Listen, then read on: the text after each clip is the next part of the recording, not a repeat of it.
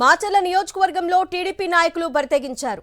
కారంపూడిలో ఓ జర్నలిస్టుకు చెందిన షాపును ధ్వంసం చేశారు.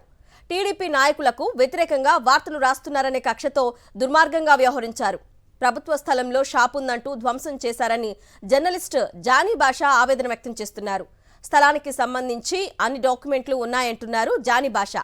టీడీపీ ఎమ్మెల్యే జూలకంటి బ్రహ్మారెడ్డి ఆయన అనుచరులు దగ్గరుండి షాపును తొలగించారు. మాచర్ల నియోజకవర్గంలో టీడీపీ నాయకులు బరితెగించారు. దీనికి సంబంధించిన పూర్తి డీటెయిల్స్ మా ప్రతినిధి అశోక్ని అడిగి తెలుసుకుందాం. అశోక్, చెప్పండి, షాపుకి సంబంధించిన అన్ని డాక్యుమెంట్స్ ఉన్నా కూడా కావాలని షాపును ధ్వంసం చేసినట్టుగా జర్నలిస్ట్ జానీ బాషా చెప్తున్నారు. దీనిపై ఆయన పూర్తి స్పందన ఏంటి? అరుణ, మాచర్ల నియోజకవర్గంలో తెలుగుదేశం గోండాలు మరోసారి బరితెగించారు. ప్రధానంగా ఎమ్మెల్యే బ్రహ్మారెడ్డి, జోలకంటి బ్రహ్మారెడ్డి ప్రధాన అనుచరులు పూర్తిగా కారంపూడిలో విధ్వంసం సృష్టించారు.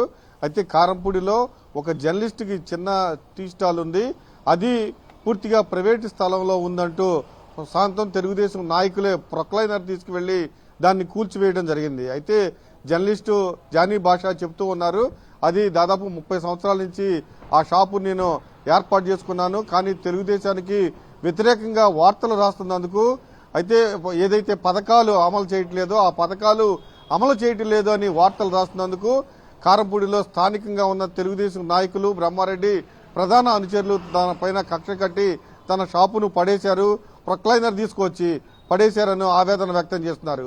ఏదైనా పోనీ అది పూర్తిగా సొంత స్థలము, పూర్తిగా ప్రైవేట్ స్థలము, దానికి సంబంధించిన డాక్యుమెంట్లు అన్నీ ఉన్నాయని కూడా డాక్యుమెంట్లు కూడా చూపిస్తున్నారు.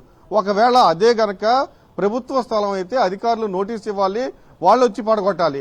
కానీ తెలుగుదేశం నాయకులే కరెంటు అధికారులను తీసుకొచ్చి కరెంటు కట్ చేయించడం, ఆ ప్రొక్లైనర్ తీసుకొచ్చి కూలదోయడం చాలా అరాచకం చేశారని చెప్తున్నారు. అయితే మొదటి నుంచి కారంపూడిలో ఎవరైతే వార్తలు వ్యతిరేకంగా ప్రభుత్వానికి వ్యతిరేకంగా వార్తలు రాస్తారో, ప్రభుత్వాన్ని ప్రశ్నిస్తూ వార్తలు రాస్తారో వాళ్లపైన దాడి చేయడమే పనిగా పెట్టుకున్నారు జోలకంటి బ్రహ్మారెడ్డి ప్రధాన అనుచరులు.